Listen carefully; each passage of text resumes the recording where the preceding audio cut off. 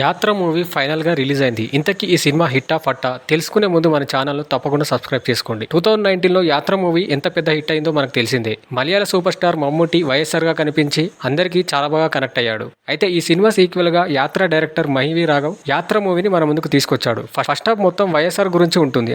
యాత్ర సినిమాలో వైఎస్ఆర్ గారు ప్రజల కోసం ఏం చేశారని చూపించారు. యాత్ర 2లో వైఎస్ఆర్ కొడుకు జగన్ గురించి ఉంటుంది. ఇక ఈ సినిమా గురించి చెప్పాలంటే జగన్ ఫ్యాన్స్ కి మాత్రం విపరీతంగా నచ్చుతుంది. థియేటర్ కి వెళ్ళిన ప్రతి ఒక్కరికి ఒక మంచి సినిమా చూసామని అనిపిస్తుంది. ఇంకా సినిమాలో హైలైట్స్ ఏంటంటే ఒక జగన్ గురించి మాత్రమే చూపించారు. ఇంకొకరిని విమర్శించేలాగా అసలు చూపించలేరు. అయితే ఈ సినిమా కంప్లీట్ బయోపిక్ అయితే కాదు. ప్రతి సీన్ ఎమోషనల్ గా కనెక్ట్ అవుతుంది. ఇక స్టోరీ విషయానికి వస్తే వైఎస్ఆర్ గారు చనిపోయాక జగన్ ఎలా కష్టపడ్డాడు, పాదయాత్రలో ఎలాంటి సమస్యలు ఎదుర్కొన్నాడు, సీఎం ఎలా అయ్యాడు అనేదే చాలా బాగా చూపించారు. ఇక మ్యూజిక్ విషయానికి వస్తే బీజిఎం బాగుంటుంది, కానీ సాంగ్స్ అయితే మైనస్ పాయింట్ అని చెప్పొచ్చు. ఫస్ట్ హాఫ్ వరకు అయితే మూవీ బాగానే అనిపిస్తుంది. సెకండ్ హాఫ్ కొంచెం ల్యాగ్ ఉన్నా పర్వాలేదు అనిపిస్తుంది.